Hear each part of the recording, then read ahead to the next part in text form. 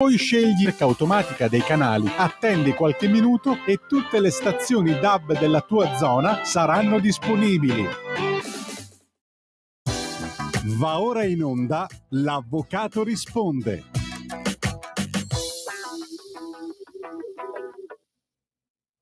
Buongiorno a tutti, benvenuti e bentornati all'Avvocato risponde. Oggi ci siamo io, Giorgia Colombo, e il mio collega Corrado De Molli. Buonasera a tutti. Saluto anche Celeste Collovati e il collega Massimo Leonardi, che saranno presenti settimana prossima, sempre giovedì, dalle 5 alle 6. Oggi io e Corrado De Molli parliamo di un argomento che per noi è molto abituale, nel senso che è una di quelle materie di cui ci occupiamo quotidianamente. Quindi parliamo ancora di diritto immobiliare e in particolare di diritto condominiale.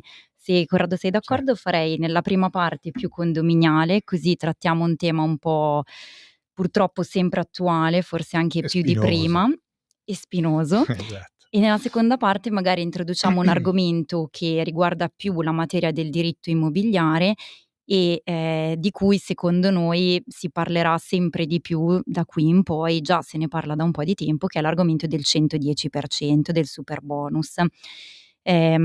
Sicuramente da quest'anno ci siamo accorti subito, perché se è appena iniziato l'anno, le pratiche sono in aumento, in forte aumento e cercheremo poi ovviamente di trattare l'argomento anche magari in puntate dedicate, però cercheremo di darvi delle chiavi di lettura, degli spunti e metteremo a disposizione la nostra esperienza che si basa su quello che vediamo sul campo quotidianamente, quindi ci auguriamo di essere comunque uno strumento utile per diciamo muoversi in questo mondo che ahimè è molto complicato anche per noi che siamo comunque tecnici addetti ai lavori. Partirei quindi, Corrado, se sei d'accordo, dal condominio e lascerei a te la parola per introdurre l'argomento. Che è sempre molto sentito dai condomini, ovvero i morosi nel condominio.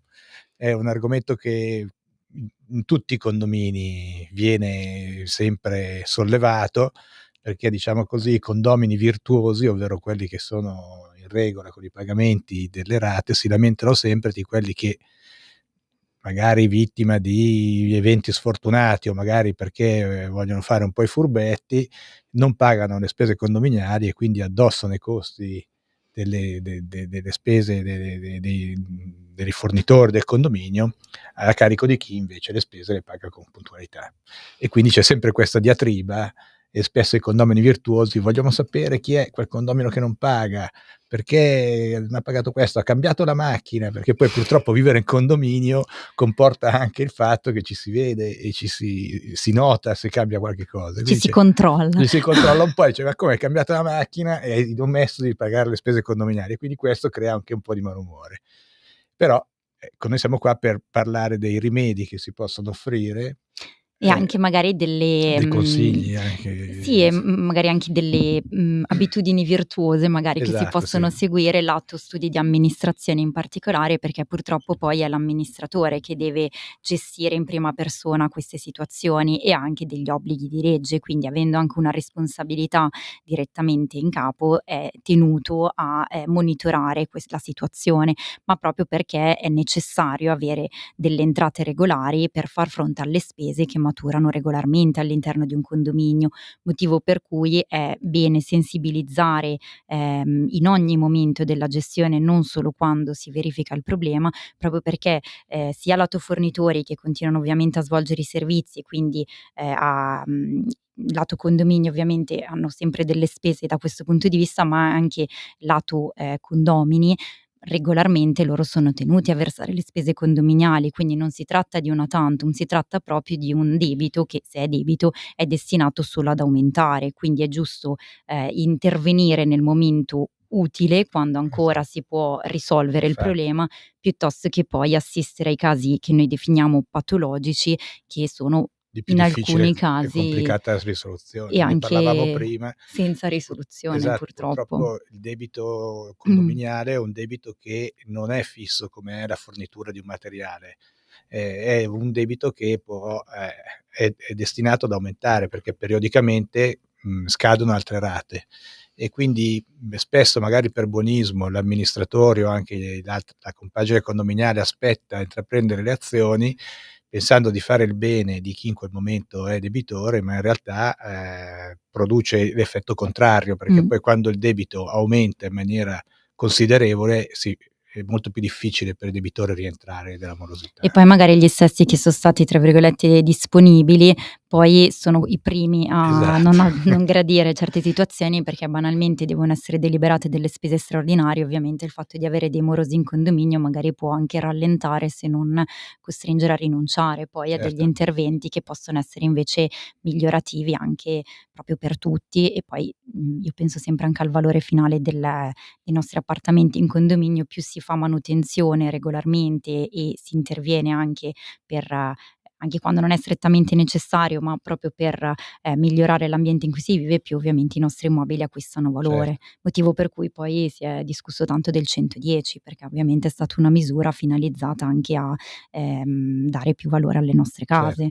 Quindi sicuramente Migliorare. il fatto di avere dei morosi in condominio oggettivamente costituisce un problema. Certo, banalmente anche il pagamento ritardato di una bolletta o di una fattura di un erogatore del gas o dell'energia elettrica comporta poi l'applicazione degli interessi, quindi una maggiore spesa per i condomini che invece erano puntuali con i pagamenti. Quindi anche questo poi crea, ripeto, quei dissapori, e parliamo delle nostre case dove tutti vorremmo stare sereni e invece ci troviamo poi a dover convivere con situazioni magari non molto simpatiche, ecco. Sì, e noi suggeriamo quindi sempre di monitorare la situazione, se non è possibile farlo regolarmente, perché capisco che ovviamente gli studi di amministrazione siano presi da tantissime incombenze quotidiane, urgenze, però quantomeno in prossimità della chiusura dei bilanci fare davvero un controllo completo, in modo tale da poter subito sollecitare chi è rimasto indietro per diversi motivi, e poi eventualmente rivolgersi comunque a uno studio in modo che possa intervenire con una raccomandata di messa in mora, quindi già con un atto formalmente più forte, e se necessario poi con una procedura di Monitorio, ingiunzione certo. monitoria che possa poi consentire al condominio di munirsi di un titolo esecutivo, tra Sì. l'altro. Tenete conto che, coi tempi, senza voler essere una critica della giustizia italiana, le procedure che riguardano il recupero crediti basati sui decreti ingiuntivi e in quel caso del condominio su, prova scritta, che sono i verbali e i bilanci consuntivi e preventivi ai riparti, comportano la possibilità di avere un titolo esecutivo in tempi piuttosto rapidi e poter quindi iniziare un'azione esecutiva che va a colpire, i beni aggredibili per dare poi soddisfazione appunto al creditore. Spesso magari molti dicono: "Ah, ci marchiamo un'azione giudiziaria, dura mesi, dura anni." In realtà, ecco, è bene sapere che l'azione monitoria è un'azione più veloce. Assolutamente, soprattutto in ambito condominiale, perché Esatto, c'è proprio un articolo delle disposizioni di attuazione del Codice Civile che consente al giudice di fatto di emettere un decreto immediatamente esattamente. esecutivo, quindi praticamente si salta un passaggio, e questo consente, nel momento in cui viene emesso il decreto, di in termini più tecnici di notificare un decreto contestualmente all'atto di precetto, in termini più pratici di attivare subito la fase esecutiva. Quindi è immediato, diciamo, il recupero del credito anche in via forzosa, quindi anche tramite gli strumenti che sono efficaci per definizione, Certo. perché si va proprio ad aggredire, a prescindere ovviamente dalla disponibilità e dalla possibilità di ciascuno di noi. E purtroppo chi abita in condominio è sempre un soggetto aggredibile, perché è proprietario Dell'immobile. dell'immobile. Esatto. E su questo secondo noi c'è ancora un po' di confusione, nel senso che molti, poi quando veniamo anche contattati dai debitori, molti ci dicono: "Ma la prima casa tanto non è aggredibile, non è pignorabile". Si In fanno un po' di realtà confusione. in realtà non è così, perché solo lo Stato non può aggredire la prima casa, e purtroppo non c'è neanche un limite di valore, cioè che uno sia in ritardo nel pagamento di spese per 1.000 €, 10.000 €, purtroppo La si può procedura va perdere la avanti. la casa, Certo. perché la procedura si attiva in automatico con il decreto ingiuntivo. Quindi purtroppo su questo secondo me si sottovalutano a volte anche i pericoli del mancato pagamento delle spese condominiali, perché non si conosce la procedura, che invece si attiva in automatico e in modo molto rapido rispetto ai tempi a cui siamo abituati noi della giustizia. Su questo punto raccomandiamo a tutte le persone, a tutti gli ascoltatori di non mettere e fare come gli struzzi e nascondere la testa sotto la sabbia, ma quando arrivano gli atti giudiziari di ritirarli, perché comunque la legge riconosce la possibilità di fare opposizione, di tutelare i propri diritti, ma se non si ritirano gli atti, poi dopo si arriva alla fine della procedura quando ormai è troppo tardi per opporsi. Quindi è importante che le persone, in questo caso i condomini, quando arriva un atto giudiziario si attivino subito, vedere se è tutto conforme, se è tutto regolare, se è tutto corretto, se hanno qualcosa da dire, magari è sfuggito un pagamento che non è stato registrato, però se non si ritirano gli atti poi dopo non si riescono a fare, perché ci sono dei tempi procedurali che vanno rispettati, decorsi quali poi dopo si decade. E poi ci sono anche comunque degli istituti a tutela dei debitori, quindi anche nel caso della notifica di un pignoramento immobiliare l'eventuale asta giudiziaria si può comunque bloccare in qualsiasi momento. Non in qualsiasi momento si può bloccare se si rispettano dei termini di legge per ovviamente depositare determinati atti. Ci sono delle attività, delle procedure che si devono seguire, quindi il mio consiglio è ritirare e rivolgersi subito a un professionista, perché oggettivamente è molto complicato, anche se nell'atto sono fornite tutte le indicazioni, però per chi non è abituato e ovviamente nessuno è abituato se non fa il nostro lavoro, è molto difficile muoversi in questo campo, quindi io torno sempre anche sul ruolo dell'avvocato come consulente per qualsiasi tipo di problema. Noi ci crediamo molto e sempre di più in questo momento in cui in tutti i settori notiamo una complicazione delle procedure, cioè è oggettivamente molto difficile se uno non è se uno non si occupa esattamente di queste cose, e quindi noi consigliamo sempre di avvalersi di proprio di una consulenza. Accompagnare nella gestione delle situazioni, non dei problemi, perché poi quando arriva un atto di citazione si è obbligati, tra virgolette, a rivolgersi a un avvocato, soprattutto adesso con la riforma Cartabia che è in corso in questo momento, nel senso che ormai stiamo vedendo le prime applicazioni concrete, abbiamo dei tempi molto più stringenti anche a difesa, quindi appena arriva banalmente un atto di citazione consigliamo subito di rivolgersi a un avvocato e non perdere tempo, perché altrimenti si rischia di perdere anche il termine per costituirsi nel giudizio. E decadere da tutta una serie di azioni che invece si potrebbero. Quindi rispetto a prima noi effettivamente abbiamo notato la riforma ovviamente va nell'ottica di contenere i tempi e quindi di comprimere un po' le attività che di fatto sono rimaste più o meno le stesse, però rischia di ledere un po' il diritto di difesa qualora chi riceve l'atto rimane un po' titubante e aspetta per 1000 motivi a rivolgersi a un professionista in grado di consigliarlo al meglio. Quindi noi riteniamo che il nostro ruolo sia molto di supporto in tutte le fasi, anche quando appunto non si pensa che ci sia un problema e quindi sia strettamente necessario rivolgersi a un avvocato, però il nostro consiglio è quello invece di non vedere la nostra figura in senso negativo ma sempre in senso positivo, proprio. Noi siamo per natura e per propria etimologia del nostro nome siamo chiamati a difendere, quindi dobbiamo essere visti come i paladini dei diritti delle persone, e molto spesso purtroppo invece c'è una sensazione da parte di un certo tipo di utenza, un po' di timore o di riluttanza a rivolgersi a un avvocato. Ecco, è bene che scompaiano questi Assolutamente. dubbi, perché ripeto, noi proprio per l'etimologia del nostro nome siamo chiamati a difendere le persone. Assolutamente d'accordo. Quindi tornando al discorso del condominio, ci sono molte situazioni che si possono creare e anche qui è bene intanto conoscerle, perché sicuramente sapere com'è l'iter da quando uno magari ha un problema e rimane in ritardo nel pagamento, è bene che si preoccupi per tempo, conoscendo esattamente tutti gli step a cui andrebbe incontro, in modo tale da poter intervenire nel momento opportuno, anche perché di fatto è molto semplice evitare qualsiasi tipo di situazione che può essere un decreto ingiuntivo e nella peggiore delle ipotesi un pignoramento.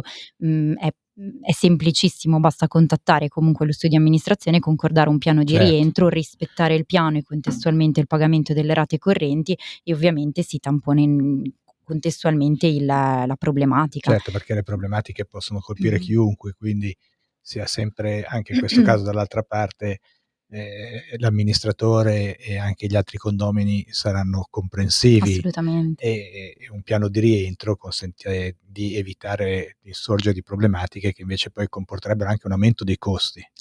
Sì, certo, soprattutto per questi importi, perché normalmente si parte da importi relativamente bassi. Quando si Certo, parla di spese condominiali, le spese legali incidono molto, perché i tariffari che poi vengono applicati, quindi poi la liquidazione delle spese che opera il giudice, è stabilita a livello ministeriale, quindi siamo noi avvocati che lo decidiamo a priori, e sugli importi relativamente, diciamo, più bassi sicuramente, grava maggiormente. Quindi anche proprio per agevolare chi si trova in una situazione di difficoltà conviene prevenire il problema senza arrivare quando il debito davvero raddoppia se mh, non triplica. Io penso alle procedure poi esecutive che vengono instaurate e e i hanno anche costi una di serie di costi vivi, a prescindere dal certo. compenso previsto per l'attività svolta. Non è solo la spesa dell'avvocato, ma sono le Mh, spese dei consulenti del giudice e quindi sono costi notevoli. notevoli.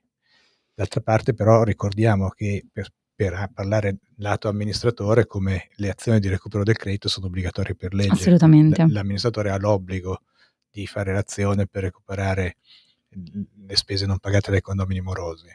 E quindi ecco, anche l'amministratore deve stare attento perché non solo poi all'assemblea i condomini sono col fucile spianato per capire cosa è successo del debito di quell'altro condomino, ma la nuova legge, che ormai non è più nuova perché son passati più di 10 anni, però impone Sì, proprio come obbligo all'amministratore di intraprendere l'azione di recupero dei crediti. Quindi anche gli amministratori devono stare attenti e curarsi di questo aspetto. Spesso anche loro, ripeto, magari anche per un certo buonismo lasciano un po' andare, però poi dopo i nodi vengono al pettine. È bene eh sì. che si attivino e ripeto, come dicevi tu prima, meglio attivarsi prima, più possibilità di successo dell'azione.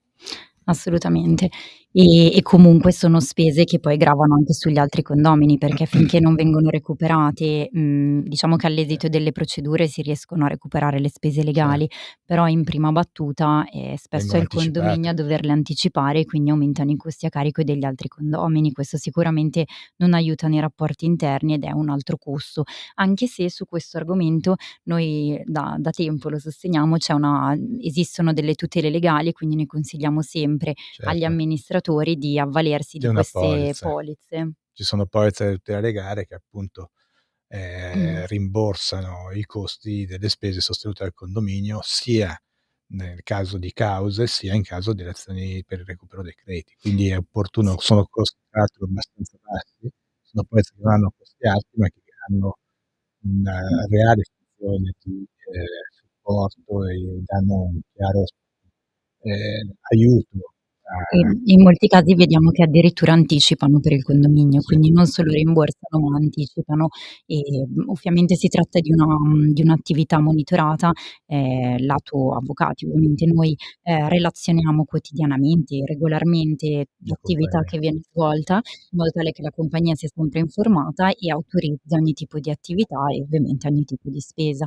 Quindi questo è sicuramente un vantaggio, non riguarda solo i condomini ovviamente, però ci sono molte polizze oggi studiate apposta per tutte le fasi per Certo, quanto riguarda l'assistenza tecnica che riguarda la compagine condominiale. Io penso anche alle impugnative di delibere che soprattutto nei condomini più complessi sono frequenti e c'è l'obbligo della mediazione prima di arrivare in giudizio. La mediazione è coperta dalla tutela legale, il certo. giudizio è coperto dalla tutela legale, il recupero dei crediti che potrebbe essere considerato un'attività più standard e comunque rientra e quindi è coperta integralmente dalla tutela legale. Quindi Mhmm, amministratori molto pensateci, mo suggerite ai vostri condomini mh.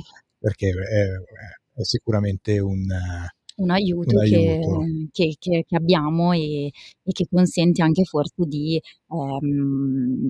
svolgere più regolarmente tutte Certo, queste attività senza, gravare pensare troppo sulle casse dei condomini. esatto, al costo. Anche perché ci è capitato in più occasioni magari di vedere degli amministratori rinunciare, che si son trovati costretti a rinunciare a sanare un condominio se non scegliendo le situazioni, a cui dare la precedenza proprio per mancanza di Certo, fondi. Ed essendoci, come abbiamo detto prima, molte spese che proprio non riguardano l'attività, del professionista, ma sono proprio spese vive per accedere al sistema giustizia, purtroppo quelle vanno sempre anticipate e non sempre è possibile. Quindi in questi casi è davvero un aiuto a fronte di costi, come diceva anche il mio collega, relativamente bassi, che Certo. sono facilmente sostenibili da Sostenibili dal tutti. condominio, certo. Io intanto ricordo i nostri numeri, così se ci volete contattare: 0292 94 7222. Abbiamo anche un numero WhatsApp: 346 64 27 756. Ovviamente chiamateci, che ci fa piacere confrontarci con Certo, voi, e ovviamente siamo disponibili anche fuori onda, rispetto all'orario in cui va in corso. esatto. Ricordiamo anche una particolarità di cui abbiamo parlato prima della legge, sempre sui condomini, che prevedeva, l'obbligo, in questo caso dei creditori del condominio, Giusto. di, una volta ottenuto un titolo, di agire dapprima nei confronti dei condomini morosi e solo una volta noi diciamo escussi, cioè tentato di recuperare dai condomini morosi il proprio credito, agire nei confronti dei condomini virtuosi. E anche questa è una cosa un po' particolare e sulla quale i condomini devono pensare, Mh. perché, chi paga non è detto che sia al riparo da eventuali azioni, perché qualora il fornitore o il creditore del condominio non riuscisse a soddisfarsi, nei confronti dei morosi potrebbe agire anche nei confronti di chi invece moroso non è. E Sì, quindi purtroppo ci sono molte situazioni, che non sono proprio sane, come diciamo noi. Ci sono delle situazioni in cui se c'è un fornitore che, non riesce a, ricevere regolarmente il pagamento rispetto ai servizi che svolge, effettivamente si procura anche un titolo nei confronti dei certo, condomini. Prima era meno frequente, adesso purtroppo capita sempre più spesso, perché i condomini spesso effettivamente hanno questo problema di certo, mancanza di liquidità, e questo a catena potrebbe creare problemi anche a tutti. Quindi vedo che vediamo, assistiamo in questo certo, momento a tante situazioni in cui anche i fornitori si tutelano, magari non agiscono ovviamente finché, o comunque sono molto, prudenti e attenti, però giustamente tutelano anche i propri interessi, e quindi iniziano a procurarsi degli strumenti per poi nel caso di necessità poter agire. E, diciamo l'azione più semplice è quella di aggredire i beni condominiali una volta che c'è un titolo, certo. e quindi il Il conto conto corrente corrente del che condominio, blocca la vita che condominiale. blocca la vita condominiale. Ma ci sono anche dei casi in cui sul conto corrente non ci sono fondi, ma, Esa per, tempi molto prolungati, quindi anche provando in più situazioni, in più occasioni. momenti diversi, non si riesce comunque. E quindi in questo caso, spesso chiedono all'amministratore l'elenco dei condomini Morose, morosi, perché c'è questa regola, di poter, esatto. di agire Nei anche nei confronti confronti, dei singoli, partendo dai morosi, e poi però arrivare si poi arriva anche ai condomini virtuosi. Non è una prassi diffusa, no, ma semplicemente per il fatto che non ha il singolo condomino, sia esso moroso o virtuoso, non risponde per l'intero, quindi per la quota, certo, esatto, quindi oltre al nominativo del condomino moroso deve essere fornito anche l'indicazione dei relativi millesimi, e chi deve recuperare, il proprio credito sa che nei confronti del singolo lo potrà recuperare però pro quota, pro quota, quindi certo. si dovrebbero attivare molte azioni, e questo potrebbe essere molto dispendioso per chi agisce. Quindi la tendenza è quella di aspettare che il condominio possa ovviamente sanare il proprio debito, però ci sono anche dei casi in cui ci si accontenta pro quota perché non ci sono alternative, e tutti poi sono coinvolti da questo punto di vista singolarmente. Stai ascoltando Radio Libertà. la tua voce libera, senza filtri né censura. La tua radio.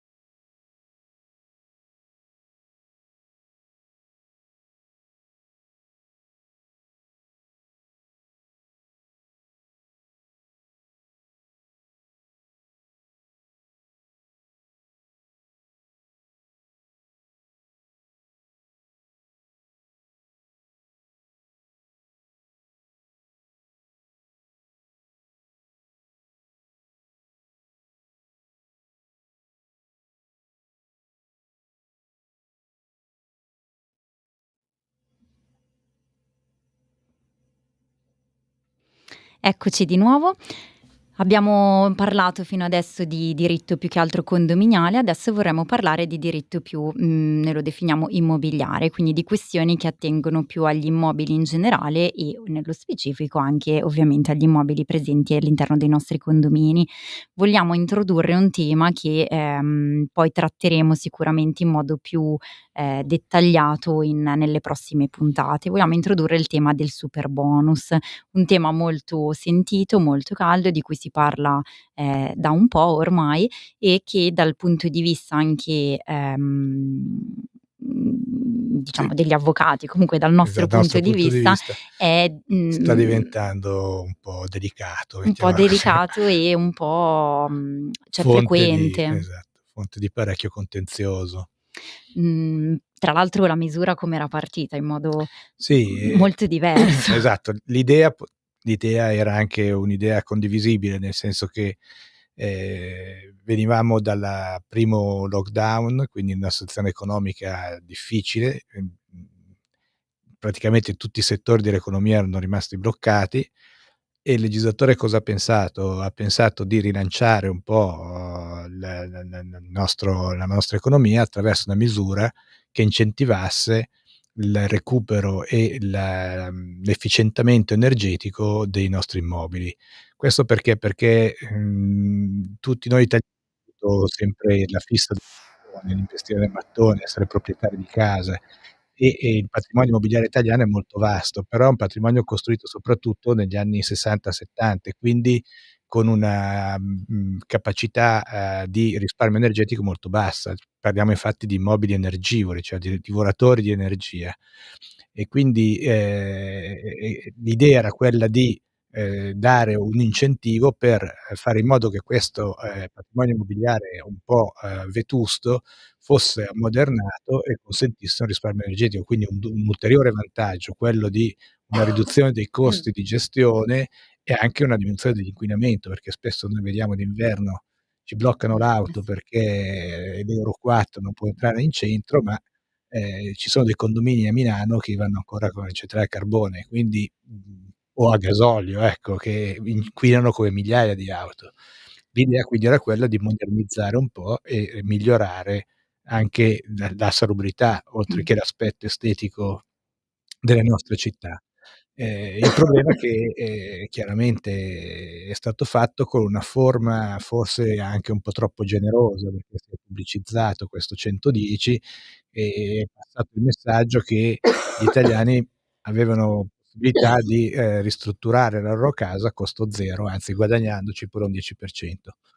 Ehm, non solo, ma il percorso per arrivare a acquisire questo superbonus era anche molto, articolato, prevedeva diverse adempimenti, diverse scadenze e quindi era un percorso tutt'altro che agevole e che poi nel corso dell'esecuzione dei lavori e delle ristrutturazioni ha messo in difficoltà anche sia numerose aziende e quando le aziende sono in difficoltà poi chi aveva appaltato i lavori a queste aziende, che si sono quindi trovati con lavori magari lasciati a metà o addirittura non cominciati, magari con serramenti tolti dalle proprie finestre e con l'impossibilità di utilizzare le loro case. E quindi ecco che da queste situazioni sta nascendo un po' di, Contenzioso. contenzioso, e cominciamo a vederlo noi sulle nostre scrivanie Sì, noi prima che in ambito esatto, condominiale l'abbiamo visto coi nell'ambito privati, dei privati, delle perché la villette scadenza era precedente. e qualcosa forse sul 90% sulle facciate, Esatto. però davvero in misura molto contenuta. Oggi in ambito condominiale invece si stanno aprendo nuovi scenari anche perché, legato probabilmente al valore degli appalti, quindi alle dimensioni degli interventi, sicuramente la misura è stata fin da subito concepita più a lungo termine e questo però, ha creato anche più complicazioni nella gestione e oggi noi vediamo iniziamo a vedere molti casi che sono già patologici dal nostro Certo, punto di vista. perché una delle difficoltà della norma era una difficoltà, doveva essere una agevolazione, cioè la possibilità di cedere il credito Ah a sì. istituti di credito e intermediari finanziari. i quali acquistavano il credito e andavano a pagare il general contractor o l'impresa che si rivolgeva a questi soggetti. Purtroppo poi il meccanismo si è inceppato perché banche, poste, intermediari avevano acquisito troppi crediti, ormai non ne potevano più, e lì qualcosa ha cominciato a non funzionare, le imprese hanno cominciato a non ricevere più denaro e non avere quindi più la forza di sostenere i costi del cantiere, e lì già qualche tempo fa, già da un annetto e mezzo, 2 anni, Sì. abbiamo cominciato a vedere le prime situazioni di difficoltà. Sì, le imprese in mancanza di liquidità hanno iniziato a sospendere i lavori. Dall'altra parte però fin da subito avevamo dei committenti adempienti, perché Cer rispetto alle condizioni di pagamento non si poteva intravedere un'eventuale responsabilità in capo al committente, dall'altra parte però le imprese giustificavano il loro inadempimento l'impossibilità. oggettiva di far fronte alla situazione. Quindi sono create proprio delle situazioni di stallo che inizialmente, per quanto hanno richiesto un intervento immediato, però avendo comunque, soprattutto per i cantieri che sono partiti per tempo, i I termini tempi di erano legge ancora erano ancora molto lunghi, quindi, si è cercato di intervenire con strumenti alternativi ovviamente ai giudizi. Noi abbiamo per esempio sperimentato la mediazione in questi casi, cercando di venirsi un po' incontro, anche coinvolgendo magari subappaltatori, per cercare un po' di far di fronte dare alle esigenze sostegno di alle tutti. imprese. Ovviamente non sempre si è trovata una soluzione, ci sono stati anche dei casi in cui sono, stati ceduti contratti di appalto, quindi sono subentrate altre imprese, ma proprio per consentire al committente di arrivare poi al risultato.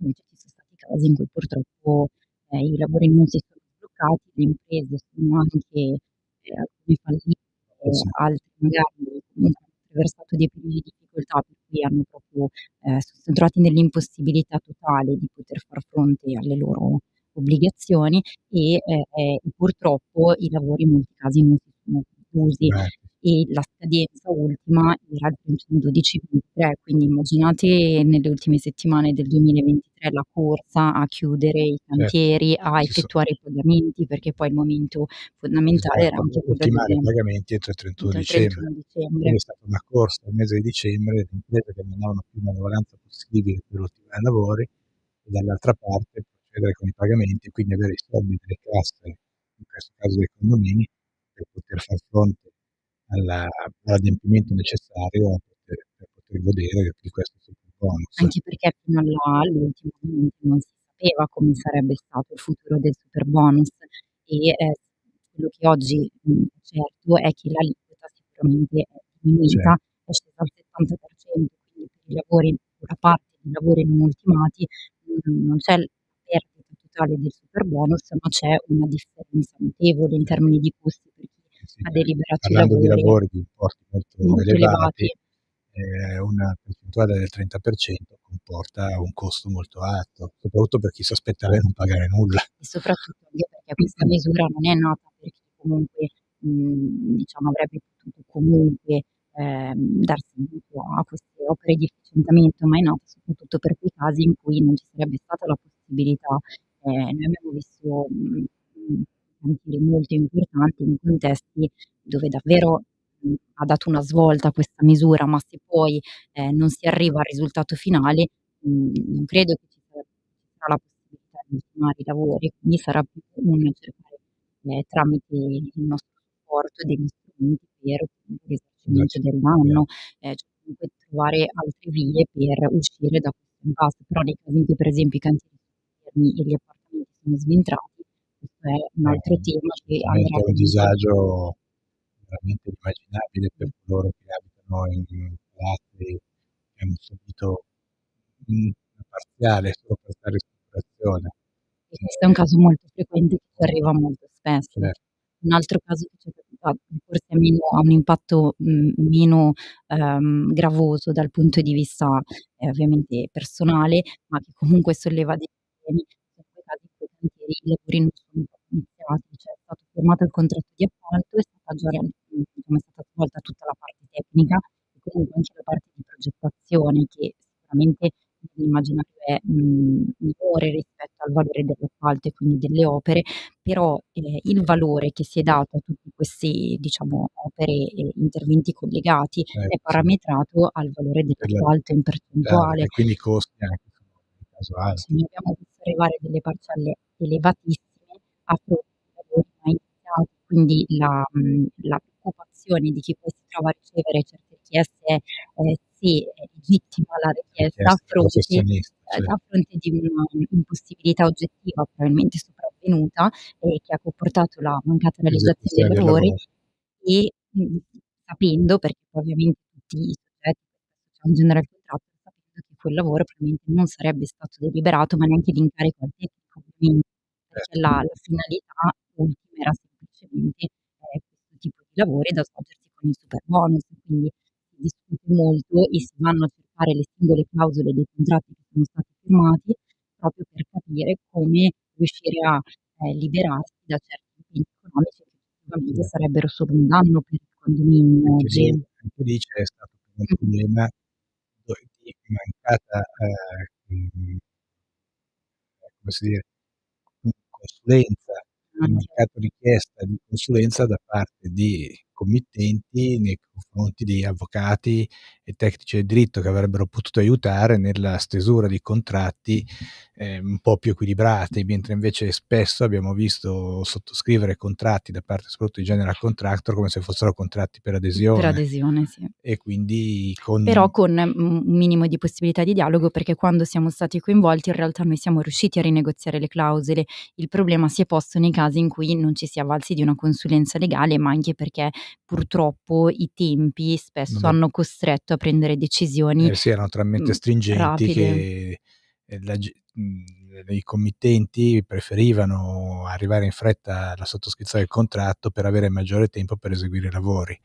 Purtroppo però quando poi le situazioni si sono, un po' inceppate, lo strumento contrattuale non è più stato d'aiuto. E anche su questo ovviamente nei prossimi mesi, anni, vedremo anche esamineremo avremo modo di esaminare nel dettaglio i contratti che sono stati firmati, in materia, che poi sono contratti di appalto, però avremo modo di entrare nel dettaglio delle singole clausole e su questo una riflessione che stavamo facendo in questi giorni è che comunque il condominio è considerato un Certo, consumatore, quindi può essere interessante anche leggere le clausole tenendo presente anche la normativa prevista nel codice del certo, consumo, che in che questo tutela maggiormente momento il contraente consumatore. sì, il condominio è considerato un contraente "debole" tra Certo, virgolette, però nel senso positivo ovviamente del termine, nel senso che va tutelato certo. maggiormente a Gode prescindere di da quello maggiore che c'è tutela scritto.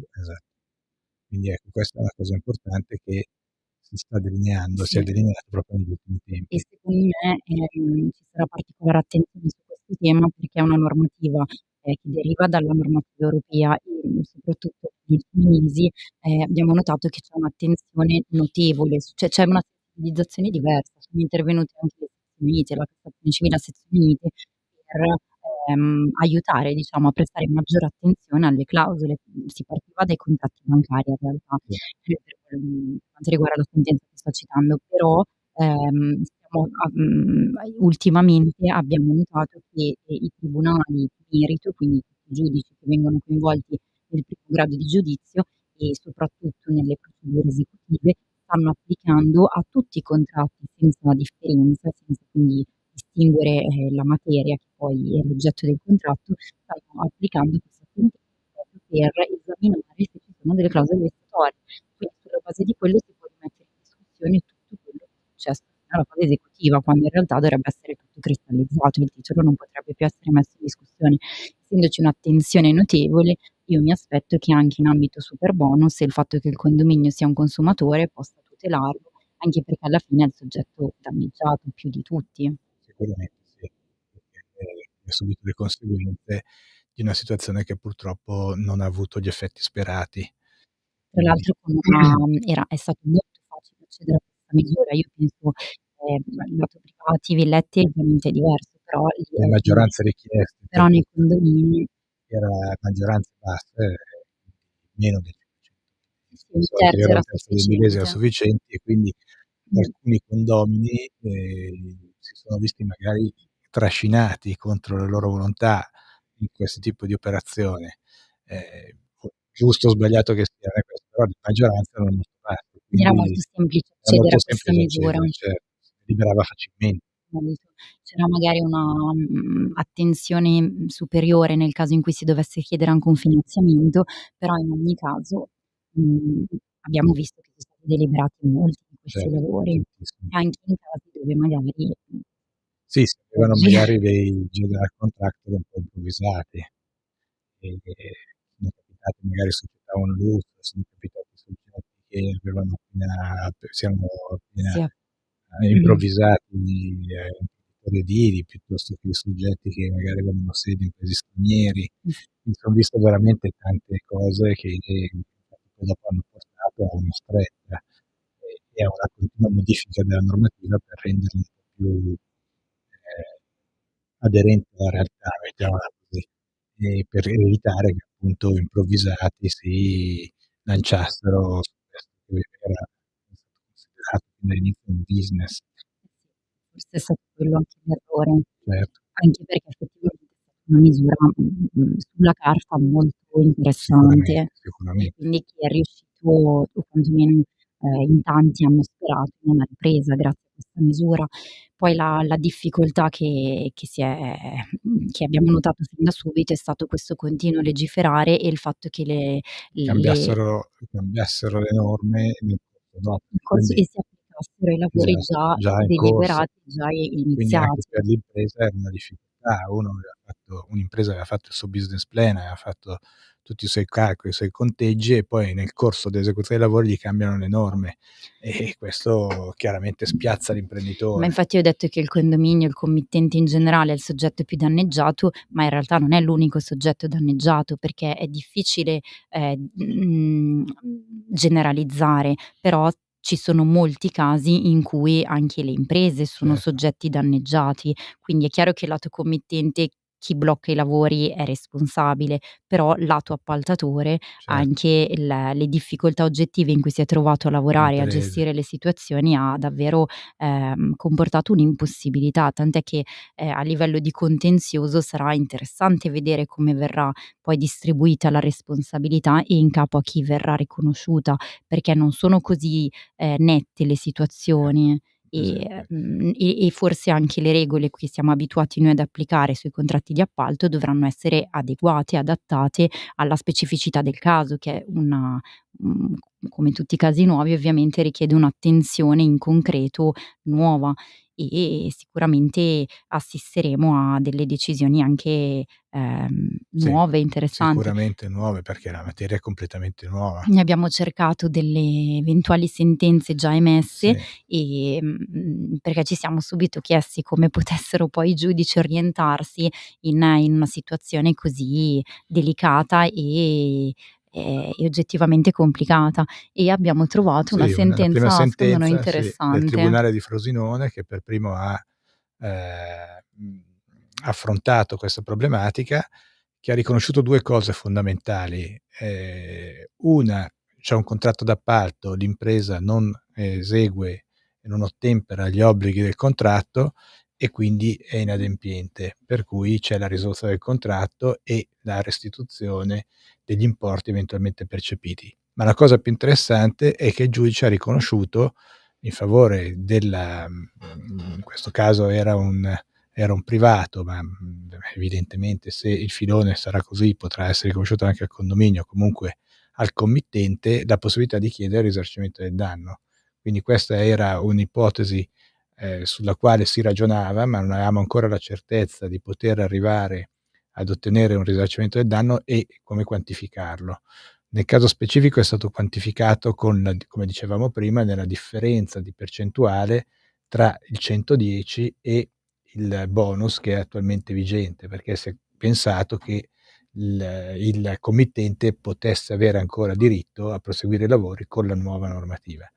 Però le ipotesi possono essere diverse. Noi per esempio ci stiamo occupando di un caso in cui, è stato applicato dai tecnici un criterio diverso, cioè, si è valutato, il consumo, e il costo dell'energia annuale del condominio. I tecnici hanno valutato che con la ristrutturazione si poteva ottenere una riduzione del 31% della spesa, e quindi applicando quella riduzione percentuale si è calcolato che su una spesa, supponiamo, di 150.000 euro, avrebbero potuto godere di un 31% di risparmio, e quindi il risarcimento del danno che andrà chiesto sarà valutato su quella base. Quindi i criteri potranno essere diversi, però la cosa particolare è appunto che non si ha diritto solo a chiedere la risoluzione del contratto e quindi la restituzione degli importi versati, ma anche è stato riconosciuto già dai primi giudici il diritto a avere un risarcimento del danno. Ed è interessante anche vedere un po' quali possono essere i criteri che vengono applicati, perché comunque per chi agisce chiedendo il risarcimento di un danno, e quindi c'è un onere della prova, cioè il danno va provato, le voci di danno che devono essere poi chieste devono essere dimostrate, quindi anche dal punto di vista procedurale è opportuno avere chiara la situazione, e magari anche, anzi tolgo il magari, avvalendosi anche di consulenti tecnici che possano fornire una documentazione. Per dare anche magari un'indicazione per persone che purtroppo si trovano in situazioni del genere, la prima cosa da fare è sicuramente fare una diffida di messa in mora particolareggiata con spiegazione di tutto quello che è successo, ma poi subito una perizia di parte redatta da un tecnico con data certa, in modo che certifichi in quella data situazione, in quel momento, quale sia la condizione in cui si trova l'immobile, e fotografare quindi la situazione in modo da poter poi dare, ci si augura di no, ma nel caso al giudice, lo specchio di quella che è la realtà. Anche perché oltre al danno legato alla mancata fine dei lavori nei termini di legge, e ovviamente per poter accedere al superbonus al 110%, purtroppo abbiamo anche molti casi in cui i lavori, seppur interrotti, ma comunque i lavori eseguiti presentano molti vizi e difetti. Quindi comunque noi abbiamo un panorama, è un altro scenario ancora, perché un po' drammatico. Oltre alla situazione diciamo così classica dei lavori non iniziati o lavori abbandonati, c'è poi quella dei lavori magari per fretta di concludere i lavori conclusi male. Quindi con vizi e difetti, quindi un'altra problematica. Ma abbiamo assistito a corse per arrivare diciamo a coprire il più possibile dei lavori deliberati entro la fine dell'anno. Abbiamo assistito a casi in cui nei cantieri da 12 persone intervenivano 30, ma ovviamente anche tutta questa fretta non ha aiutato per quanto riguarda la qualità del risultato finale. Quindi diciamo che gli scenari sono diversi, e sicuramente ci saranno molti casi anche dal punto di vista poi del contenzioso, che consentiranno di rivivere nel dettaglio tutto quello che è successo fino adesso. Sicuramente. Noi vi ringraziamo per l'attenzione. Dopo tutte queste amenità vi abbiamo sollevato il morale, vi salutiamo tutti. Ovviamente siamo a disposizione per approfondimenti sul tema. Grazie a tutti. Arrivederci. Vi aspettiamo alla prossima puntata, giovedì dalle 17 alle 18. Avete ascoltato L'Avvocato risponde.